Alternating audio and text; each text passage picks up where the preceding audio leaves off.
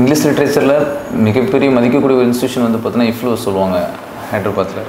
So அந்த இன்ஸ்டிடியூஷனில் ரெப்யூட்டடான இன்ஸ்டியூஷனில் படிச்சுட்டு அதுவும் பிஹெச்டி வரைக்கும் படிச்சுட்டு முனைவர் பட்டம் வாங்கிட்டு மறுபடியும் நீங்கள் மனு சொல்கிற மாதிரி இல்லை காந்தி சொல்கிற மாதிரி குலத்தொழிலையே நான் திரும்ப நான் நவீன முறையில் நான் செய்கிறேன் அப்படின்னு சொல்கிறது, இல்லை அந்த தொழிலை செஞ்சு நான் புரட்சியை ஏற்படுத்துகிறேன் அப்படின்னு சொல்கிறது, எந்த விதத்தில் நீங்கள் அதை ஏற்றுக்கிறீங்க? கல்வியை விட இல்லை நீங்கள் இந்த தொழிலை செய்வதற்கு பிஹெச்டி பட்டம் உங்களுக்கு தேவைப்பட்டதா சார்?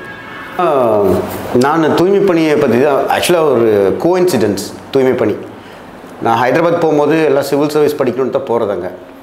அங்கே போயிட்டு என்ன ஆகுதுன்னா, நான் படிக்கும்போது அங்கே பட்டியலின சமூகத்து தலித் இயக்கங்கள் நிறையா வந்துட்டுருக்கு. அப்போ அந்த காலகட்டங்களில் நாங்கள் போன காலகட்டத்தில் கொதிக்குது அப்படியே. அவங்க சொல்லி தான் தெரியுது, டே நீ எல்லாம் அருந்திதேன்டா, தெலுங்கு பேசுகிற அருந்திதரு, தெலுங்கு பேசுனா நீ தெலுங்குன்னு சொல்லிட்டு இருக்கிற நாட்டில் உனக்கு வந்து அங்கே இருக்கிறதுக்கே நீ தமிழனே இல்லைன்னு சொல்லிட்டு இருக்கிறாங்க, நீ அந்த சமூகத்துக்காக இவ்வளோ தூரம் வந்திருக்க, அந்த சமூகத்திலேருந்து நீ அவங்கள பற்றி படின்றாங்க. அதுக்கப்புறம் படிக்க ஆரம்பிக்கிறேன். அதுக்கப்புறம் சின்ன வயசுல இருந்து அம்மா சொல்கிறதெல்லாம், அம்மா தூய்மை பண்ணி அப்பாவும் தூய்மை பண்ணி அவங்க சில வார்த்தைகள் சொல்கிறதெல்லாம் அப்போ தான் அந்த அர்த்தங்கள் புரிய ஆரம்பிக்குது. அதுக்கப்புறம் தூய்மை பண்ணி ஃபுல்லாக படிக்க ஆரம்பிக்கிறேன். படித்து முடித்து பிஹெச்டி முடிச்சிடுறேன். பிஹெச்டி முடிச்சுட்டு Indian Institute of Advance Study, அதுவும் பெரிய இன்ஸ்டிடியூட், அங்கேயும் போய் 2 வருஷம் இருக்கிறேன். அங்கேயும் போய் ரிசர்ச் பண்ணி முடிக்கிறேன். அதை முடிச்சுட்டு நான் இங்கே போகிறேன், அந்த சவுத் ஆஃப்ரிக்கா போகிறேன். சவுத் ஆஃப்ரிக்கா போய் அங்கே ஒரு டிகிரி முடிக்கிறேன். அங்கேயும் போய் 2 இயர்ஸ் இருக்கிறேன். என்னென்னா நான் வந்து எனக்கு இன்ட்ரெஸ்ட் எல்லாமே ரிசர்ச். என்னென்னா நான் கண்டுபிடிச்சது தூய்மை பணியாளர்களை பற்றி எம்ஃபில்லும் பிஹெச்டியும் பண்ணும் பொழுது, இந்த தூய்மை பண்ணால் அருந்திகளில் வந்து தூய்மை பணி முக்கியமாக குறியீடாக காட்டுவது. அந்த தூய்மை பணியை பற்றி தான் ரிசர்ச் பண்ணும்போது எல்லாமே எழுதப்பட்டு தான் இருக்குது, புதுசாக ஒன்றுமே கிடையாது. இது ஒரு முட்டு சந்தில் போய் முட்டிக்கிற மாதிரி எனக்கு படுது. பிஹெச்டி முடிக்கிற வரைக்குமே எனக்கு தெளிவு வரலன்னா எங்கே பிரச்சனை நடக்குது. எனக்கு எப்போவுமே ஒரு ஆய்வு பண்ணுறோம்னா அந்த ஆய்வு வந்து ஒரு ரெஃபரன்ஸாக எடுத்து அந்த ஆய்வை ரிப்பீட் பண்ணுறதுக்கு எனக்கு பிடிக்கல. எங்கேயோ பிரச்சனை இருக்குது, எங்கேயோ பிரச்சனை, அந்த தேடல்கள் ரொம்ப ஆனதுனால இந்தியன் இன்ஸ்டிடியூட் ஆஃப் அட்வான்ஸ் ஸ்டடியில் போய் உட்காரும்போது நான் டாய்லெட்லேயே உட்காந்துக்குவேன். என்னடா பிரச்சனை, எங்கடா பிரச்சனை, ஏன்னா ரிசர்ச் எங்கேயுமே போக மாட்டேங்குது, இதுக்கு ஒரு விடிவுகளை வர மாட்டேங்குது. ஏன்னா 1990களில் வந்து மழைக்குழியில் இறங்காத பற்றி பேசினாங்க. மழைக்குழியில் இந்த ட்ரைலெட்டுன்னு சொல்லுவாங்க, பக்கெட் சிஸ்டமு, மலத்தை கையில் எழுறதை பற்றி பேசிகிட்டு இருந்தாங்க. இப்போ வந்து பார்த்தா ஒரு 10 வருஷம் கழிச்சு மழைக்குழின்னு சொல்கிறாங்க. ஆனால் இந்த 10 வருஷத்துக்கு முன்னாடியே நான் காலேஜில் படிக்கும்போதே சொன்னேன், மழைக்குழி பிரச்சனை இருக்குதுன்னு போய் சொன்னப்போ அப்போ இருந்த என்ஜிஓக்கள் எது முன்னெடுத்து நடத்திட்டு இருந்தாங்களோ அவங்க என்ன சொல்லிட்டாங்க, எங்களுடைய அஜெண்டாவில் மழைக்குழி கிடையாதுன்னு சொன்னாங்க. அதுக்கப்புறம் மழைக்குழி பிரச்சனை வந்துருச்சு. மழைக்குழி பிரச்சனை இதுக்கப்புறம் எந்த பிரச்சனை வரப்போகுதுரா அப்படின்னு சொல்லி எனக்கு இது எங்கேயோ முற்றுப்புள்ளி வர மாட்டேங்குது அப்படின்னு சொல்லி ஆய்வுகள் பண்ணும்போது தான் எனக்கு ஒரு ஆய்வு கிடைச்சிது. என்ன கிடைச்சதுன்னா, இந்த நாட்டில் இருக்கும் தூய்மை பணியாளர்களோட பிரச்சனை வந்து மிகப்பெரிய பிரச்சனை ஒன்று. அதெல்லாம் ஆய்வு இல்லை, அது ஏற்கனவே இருக்குது. ஆனால் நான் ஆய்வில் கண்டுபிடிச்சது என்னென்னா, இந்த சாதி என்ற ரூட்டு, சாதியினுடைய வேறு இந்த தூய்மை பணியில் தான் இருக்குது. இந்த தொழிலை நீங்கள் வேறு எடுத்தால் மட்டும்தான் சாதியினுடைய கட்டமைப்பு உடையும் அப்படின்னு சொல்கிறது என்னோடய ஆய்வினுடைய கண்டுபிடிப்பு. அதை இன்னும் கொஞ்சம் விரிவாக்கம் பண்ணுறதுக்காக சவுத் ஆஃப்ரிக்கா போகிறேன். அங்கே போய் விரிவாக்கம் பண்ணுறதுக்கு பதிலாக இந்த ஐடியாவை மறுபடியும் டெவலப் பண்ணிவிட்டு எனக்கு ஏதோ ரிசர்ச் போஸ்ட் கிடைக்கும் அப்படின்னு சொல்லி இந்தியா முழுக்க நான் ரிசர்ச் தான் எனக்கு ரொம்ப இன்ட்ரெஸ்ட். இப்போவும் ஆராய்ச்சி பண்ணுறது தான் இன்ட்ரெஸ்ட்டு. ஏன்னா ஆராய்ச்சின்றது தான் ரொம்ப முக்கியம். அடுத்தவங்களுக்கு சொல்லிக் கொடுக்குறத விடவும் இது வந்து முடியாத ஒரு கொள்கையாக இருக்குது. இந்த கொள்கை முடிஞ்சால் தான் நிறைய பேத்துக்கு விடிவு வரும் அப்படின்னு சொல்லி இந்த கொள்கைக்காக நான் தமிழ்நாடு முழுக்க, இந்தியா முழுக்க, உலகம் முழுக்க நான் போய் அப்ளிகேஷன் போடுறேன், எனக்கு ரிசர்ச் பொசிஷன் வேணும்னு சொல்லி. நான் என்ன பண்ணிட்டேன், அப்ளை பண்ணும்போது வெளிநாடுகளில் அப்ளை பண்ணும்போது நீங்கள் வந்து ஒரு ப்ரொஃபஸர், இந்தியாவில் இருக்கிற ப்ரொஃபஸர் வந்து உங்களுக்கு லெட்டர் கொடுக்கணும், சீக்ரெட் லெட்டர். உங்களுக்கு கொடுக்க மாட்டாரு, அங்கே கொடுப்பாங்க. அந்த ப்ரொஃபஸர் என்ன பண்ணியிருக்கிறாரு, 20 இன்ஸ்டியூட்டுக்கு அனுப்பிச்சு முடிச்சுட்டு அவரை வச்சு அவர் என்ன சொல்லியிருக்காரு, இவன் வந்து போராட்டம் பண்ணுறவன், இவன் ஆர்ப்பாட்டம் பண்ணுறவன், இவன் மேலே கேஸ் இருக்குதுன்னு சொல்லி எல்லா காலேஜுக்கும் அனுப்பிச்சுட்டார். இது அனுப்பிச்சது யாருன்னா எஸ்சி ப்ரொஃபஸர். எனக்கு வயசே முடிஞ்சு போச்சு. அப்படின்னா நான் காலகட்டத்தில் என்னடா நமக்கு ஒன்றுமே கிடைக்கலன்னு நொந்து நூலாய் உட்காரும்போது தான் எனக்கு இந்த இன்ஃபர்மேஷன் வருது. ஒரு இன்ஸ்டியூட்டில் சொல்கிறாங்க, உன்னோட ரெஃப்ரி உனக்கு அனுப்பிச்ச, நீ யாரை பேரை சொன்னியோ அவர் வந்து இந்த மாதிரி அனுப்பிச்சிருக்காரு. நான் அனுப்பிச்ச ஜட்மெண்ட் காப்பி அவருக்கு அதவே அனுப்பிச்சுட்டுருக்காரு. ஏன்னா தெரியும் இல்லையா, ஸ்கேன் பண்ணி தான் அனுப்புகிறோம், நம்ம ஸ்கேன் பண்ணுறது குறுக்கள் நெருக்கல, அதனால் அப்படி ஆகிப்போச்சு. அதுக்கப்புறம் நான் வந்து சரி நம்ம வேலையாக செய்வோம், ரிசர்ச் பண்ணுறதுக்கு உள்ள தமிழ்நாட்டில் வந்து சரி ப்ரொஃபஸராக வேலை செய்யலாம்னு சொல்லி தான் மெட்ராஸ் யூனிவர்சிட்டியில் டிஸ்டன்ஸ் மோடில் வேலை செஞ்சுட்டு இருந்தேன், இங்கிலீஷ் லிட்ரேச்சராக. அங்கே வேலை செய்யும் போது நான் தூய்மை பணியாளர்கள் பிரச்சனையை வந்து ஆய்வில் எழுதிட்டேன். நமக்கு என்ன சொல்கிறாங்கன்னா, படிக்கிறவங்களுக்கு நீங்கள் எழுதிட்டால் எல்லாமே புரட்சி வந்துடும் சொல்கிறாங்க. நீ முதல்ல எழுதி முடித்தோடனே தூய்மை பணியை பற்றி எழுதிட்டேன், எல்லாரும் படிப்பாங்க, இது விவாதத்துக்கு எடுப்பாங்கன்னு சொல்லி பார்க்குறாங்க. நான் 15 வருஷமாக எழுதிட்டு இருக்கிறேன். அந்த எழுத்துக்களுக்கு ஒரு மதிப்பும் இல்லை. அப்போ நான் யோசிக்கிறேன், சரி தலைவர்கள்ட்ட போய் எடுத்து சொல்லலாமே அப்படின்னு சொல்லி எல்லா தலைவர்கிட்டையும் போய் சொல்கிறேன். அறிவியல் தலைவர்கள் குறிப்பாக போய் சொல்கிறேன், இந்த மாதிரி பிரச்சனை இருக்குது, இப்போ எடுங்க, இந்த மக்களுக்கு சுயமரியாதையே இல்லாமல் இருக்குது இந்த தொழிலில் அப்படின்னு சொல்லி எடுத்து சொல்கிறேன். யாரும் கேட்கல. அதுக்கப்புறம் நான் என்ன பண்ணுறேன், அந்த சமயத்தில் என்ஆர்சி போராட்டம் பயங்கரமாக போயிட்டுருக்கு, சிஏஏ என்ஆர்சி. அதுக்கு முன்னாடியே நான் என்ன யோசிச்சேன்னா, SC/ST ஆணையம்னு ஒன்று இருக்குது தமிழ்நாட்டில், கவர்மெண்ட்டு ஆணையம். அந்த ஆணையத்தில் எனக்கு சேரணும்னு விருப்பம் இல்லை, ஏன்னா அதில் நாமினேஷன் பண்ணுவாங்க இல்லையா. ஆனால் தூய்மை பணி நலவாரியம்னு ஒரு போஸ்ட் இருக்குது, அந்த போஸ்ட்டில் நம்ம போனோம்னா இந்த மாற்றத்தை கொண்டு வரலாம் அப்படின்ற ஒரு எண்ணம் ரொம்ப நாளாகவே இருந்தது அந்த எண்ணம். ஆனால் நான் என்ன பண்ணிட்டேன், என்ஆர்சி வந்த பொழுது நான் அந்த சமூகம், ஒடுக்கப்பட்ட சமூகம், இஸ்லாமியர்கள் வந்து அங்கே தனியாக போராடிட்டு இருக்கும் பொழுது அவங்களுக்கு கூட நிற்கணும்னு முடிவெடுக்கிறேன். அது கூட எப்படி நிற்கணும்னா, நான் ரொம்ப வருஷமாகவே நான் பண்ண ஆய்வுகளில் நான் உங்களுக்கு சொன்ன மாதிரி தூய்மை பணின்னா தூய்மை பணி கிடையாது, டாய்லெட். இந்தியாவில் வந்து டாய்லெட்டினுடைய பிளேஸை, டாய்லெட்டினுடைய நிலத்தை அதை நீங்கள் என்றைக்கு மாற்றுறீங்களோ அன்றைக்கி தான் புரட்சி உண்டாகும், சாதி ஒடுக்குமுறைகளுக்கு புரட்சி உண்டாகும்னு சொல்லி நான் ஆய்வில் கண்டுபிடிக்கிறேன். அப்போ எனக்கு இஸ்லாம் எல்லா டாய்லெட்டையும் பார்க்கும்போது இஸ்லாம் டாய்லெட்டு தான் புரட்சியாக பட்டுது. அதனால நான் இஸ்லாமுக்கு மாறணும்னு ரொம்ப நாளாக இருந்தப்போ என்ஆர்சியில் போய் நான் மாறிடுறேன். கேரளாவில் போய் நான் மார்க்கத்தை ஏற்றுக்கிறேன். மார்க்கத்தை ஏற்றுட்ட பின்னாடி என்னாச்சு, இங்கே நான் வேலையை விட்டாச்சு, ரிசர்ச் இல்லை. இந்த பட்டியல் சமூகத்தில் நிறைய பேர் பிரச்சனை ஃபேஸ் பண்ணிகிட்ருக்குறாங்க, தொழில் ரீதியாக எல்லாமே. இயக்கங்கள்கிட்ட போய் சொல்கிறேன், அவங்க ஒன்றும் பண்ணல. அப்போ நானே வீடியோ போய் எடுத்து பண்ணுறேன், அதுவும் முடியல. ஏன்னா வீடியோவும் பார்த்து ஒன்றும் சொல்ல மாட்டேங்கிறான். இப்போ நான் இவ்வளோ பெரிய பேர் வந்து கூட நான் தூய்மை பணி செப்டிக் டேங்கில் இன்னமும் கையால் தான் மழை அள்ளுறாங்க, அந்த பழக்கம் இருக்குது நீலகிரி மாவட்டம் சொல்லி கூட இன்னமும் கலெக்டர் கூட ரெஸ்பான்ஸ் பண்ணல. அப்போ இந்த மீடியாவுக்கும் பவர் இல்லை, நம்மளே இறங்கி வேலை செய்யலான்டான்னு நானே ஒரு சங்கத்தை போடுறேன். இதெல்லாம் இஸ்லாமாக மாறின பின்னாடி, சரிங்களா, மாறின பின்னாடி வந்து நான் தூய்மை பணியாளருக்கு சுயமரியாதை தொழிற்சங்கம் ஆரம்பிக்கிறேன். அந்த தொழிற்சங்கம் ஆரம்பிக்கும் போது நமக்குன்னு வருமானம் வேணும், சரிங்களா. அதுக்கப்புறம் இந்த தொழில் சுயமரியாதைன்னு ஆரம்பித்து RTI போட்டு எல்லாத்துக்கும் பிரச்சனையெல்லாம் முடிச்சு கொடுத்துட்டுருக்கிறேன். ஒவ்வொன்றா தனித்தனியாக பண்ணிட்டுருக்கிறேன்.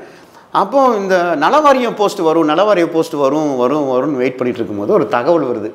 ஷாக் ஆகிட்டேன். தகவல் என்ன சொன்னாங்கன்னா, அங்கே இருக்கிற நலவாரியத்தில் மீட்டிங்கில் சொல்லியிருக்கிறாங்க, அது சொல்லப்பட்டது, அது ஒரு முக்கியமான ஆள் சொன்னாங்க, ஆனால் நான் ஆதாரமாக நான் கேட்கல, ஆனால் இருந்தவங்க சொன்னாங்க.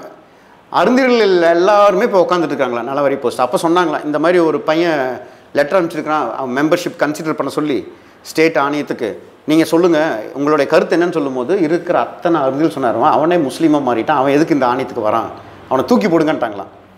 நான் இந்த அளவுக்கு இந்த சமூகத்தினுடைய தலைவர்கள் பின்தங்கியிருப்பாங்கன்னு யோசிக்கல. ஒரு தரப்பில் என்ன சொல்கிறாங்க, நாங்கள் மட்டும் தூய்மை பண்ணி செய்யலை, எல்லாரும் செய்கிறாங்கன்றாங்க.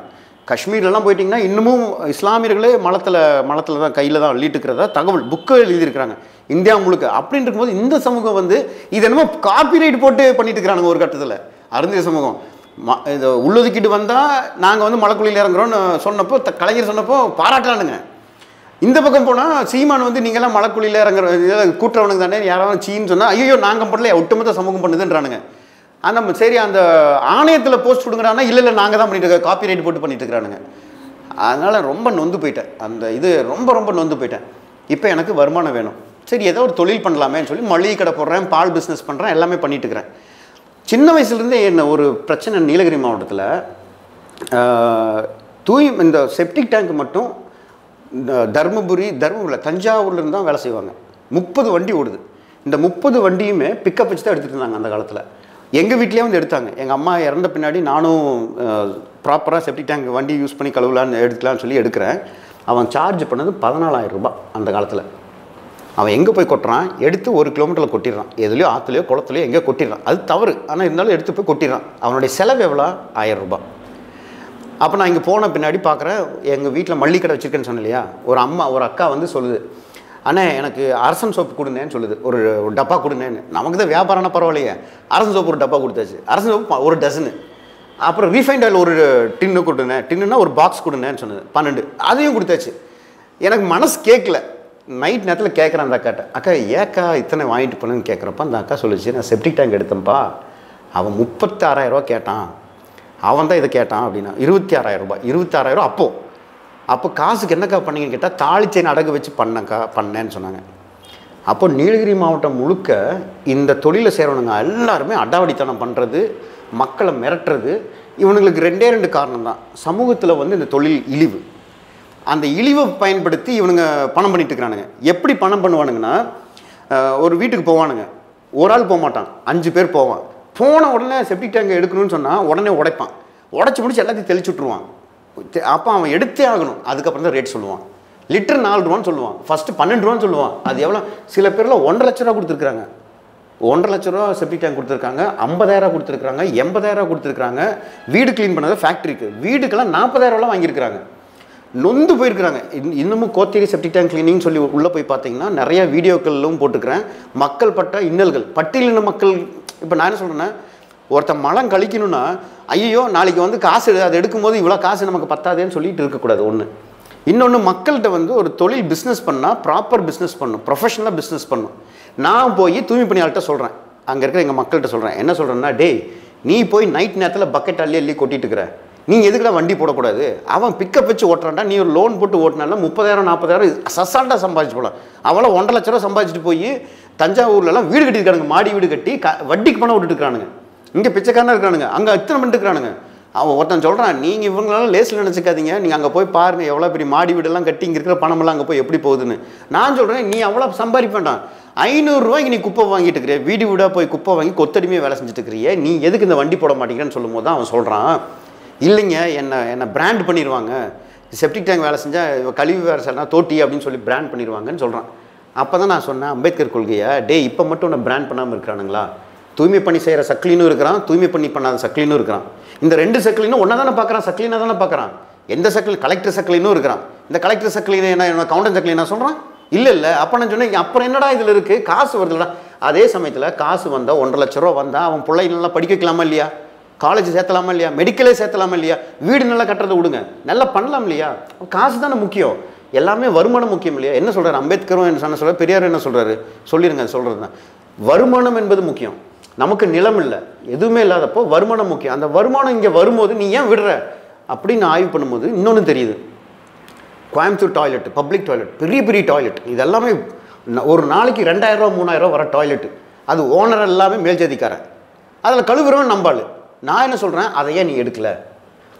ஏர்போர்ட் டாய்லெட் ஏன்னா நம்ம பழைய காலத்துலேருந்து செஞ்சுட்ருக்கோம்.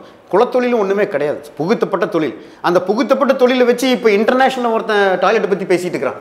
இப்போ நான் இத்தனை பேசுகிறேன் இல்லையா, மாலாக்கள், அதாவது மாலால மகார், நார்த் இந்தியாவில் இருக்கிற எஸ்சி, அவங்க என்ன பண்ணிட்டு இருக்கிறானுங்க, புத்திசாலியாக பாருங்க, வால்மீகி அங்கே மூடிட்டு இருக்கிறானுங்க, இந்த தொழிலே வேண்டான்னு சொல்லி போயிட்டு இருக்கானுங்க. இந்த பக்கம் அருந்துகள் ஓடிட்டு இருக்கிறானுங்க. இந்த மகாருங்க என்ன பண்ணுறாங்க, ஒரு என்ஜிஓ செட்டப் வச்சு அந்த ஒட்டுமொத்த இந்தியாவில் இருக்கிற டெல்லியில் இப்போ எடுத்துட்டாங்க கான்ட்ராக்ட், க்ளீன் பண்ணுற கான்ட்ராக்ட், செப்டிக் டேங்க்கு க்ளீன் பண்ணுறது எல்லா கான்ட்ராக்டும் அவங்க எடுத்துட்டாங்க. இப்போ அவங்க $1 மில்லியன் பிஸ்னஸ் பண்ணிட்டுருக்காங்க. நான் சொல்கிறேன், இந்த தொழிலை நீங்கள் பண்ணிட்டு இருக்கிறீங்க, அரசு உங்கள் கையில் இருக்குது, நீங்கள் ஏன் இந்த தொழிலை கான்ட்ராக்ட் பண்ணக்கூடாது? தூய்மை பண்ணி கான்ட்ராக்ட் இருக்கா, நீ எடு அந்த கான்ட்ராக்டை, நீ எதுக்கு மற்ற கம்பெனிக்காரன்ட்ட கொடுக்குற? கவர்மெண்ட் வேண்டாம் நான் சொல்ல போது தாட்கோ மூலியமாக போட, தாட்கோல கவர்மெண்ட்டே சொல்ல தூய்மை பண்ணி செஞ்சுட்டு இருக்கிறதும் இந்த டாய்லெட் கான்ட்ராக்டும் அருந்துகளுக்கு கொடுங்க அப்படின்னு சொல்லுங்கள். ஏன்னா பிஸ்னஸ் முக்கியம். சரி, இதெல்லாம் போக அப்போ நான் என்ன சொல்கிறேன், ஓகே உங்களுக்கு இழிவு தான்டா இது, இந்த தொழிலில் என்னடா இழிவு இருக்குதுன்னு சொல்லி தான் நான் ஆரம்பிக்கிறேன். என்ன காரணம்னா, எல்லா பக்கம் ஒதுக்கப்பட்டேன், சமூகம் மாறும்னு சொல்லி பார்க்குறேன். அப்போ இந்த தொழில் பண்ணணும், ஏன்னா எனக்கும் வருமானம் வேணுன்றனால இந்த தொழிலை பண்ணுறேன். ஏன்னு கேட்டால், இப்போ இந்த தொழிலை மட்டும் எனக்கு 1.5 லட்ச ரூபா மாதம், 1.5 லட்ச ரூபா என் கூட 4 கூலிக்கு வேலை செய்கிறாங்க, அவங்க சம்பளத்துக்கு வேலை செய்கிறாங்க. ஒரு மாதத்துக்கு அவங்களுக்கே 1.5 லட்ச ரூபா சம்பளம் போகுது. 1.5 லட்ச ரூபா சம்பளம் பண்ண அவர் பிஸ்னஸ் மேன். நீங்கள் செப்டிக் டேங்க் பிஸ்னஸாக எந்த பிஸ்னஸாக இருந்தாலுமே நான் சம்பாதிக்கிற காசு வந்து ஒரு நிலம் வாங்கலாம், எது வேணாலும் வாங்கலாம் இல்லையா? அதனால் நான் என்ன சொல்கிறேன்னா, இப்போ கோவை எடுத்துக்கங்க, சென்னை எடுத்துக்கங்க, எல்லாருமே இப்போ பார்த்திங்கன்னா எல்லா பக்கமும் ஒவ்வொரு வண்டியும் வச்சுட்டு இருக்கிறது. நிறைய அருந்துகள் இருந்தாலுமே முக்கால்வாசி சாதி இந்துக்கள் தான் இந்த வண்டி வச்சு ஓட்டிகிட்டு இருக்கிறாங்க, ஏன்னா இன்வெஸ்ட்மெண்ட் அதிகம். அந்த மாதிரி நான் என்ன சொல்கிறேன்னா, நீ கூட்டிகிட்டு பெருக்கிட்டு இருக்கிறத விட, அரசை நம்புறதை விட இந்த தொழிலை செஞ்சின்னா இது வந்து வருமானம் வருது இல்லை. இப்போ நீங்கள் கேட்கலாம், பறைய நீங்கள் சொன்னீங்க இல்லையா, பறை அடிச்சுட்டு இருக்கிறவன் நான் பேண்ட் அடிக்கிறேன், அதில் எவ்வளோப்பா காசு வரப்போகுது? இது ஒரு செப்டிக் டேங்க் நீலகிரி மாவட்டத்தில் நீ ஓட்டினா ஒரு லோடு கிடச்சதுன்னா உங்களுக்கு 10,000 ரூபாய் குறைஞ்சபட்சம். 4 பேருக்கு சம்பளம் 4,000 ரூபா, 6,000 நிற்கிதா? டீசல் 2,000 ரூபா, 3,000 நிற்கிதா? ஒரே மணி நேரம் வேலை. ஒரு பெரிய ஹாஸ்டல் இல்லை, ஒரு லாட்ஜ் கிடச்சதுன்னா உங்களுக்கு 50,000 ரூபா பில்லு. 50,000 ரூபாயில் 25,000 நிற்கும். இப்போ செய்யலாமா வேண்டாமா சொல்லுங்கள்? இதுதான் என்னுடைய கருத்து.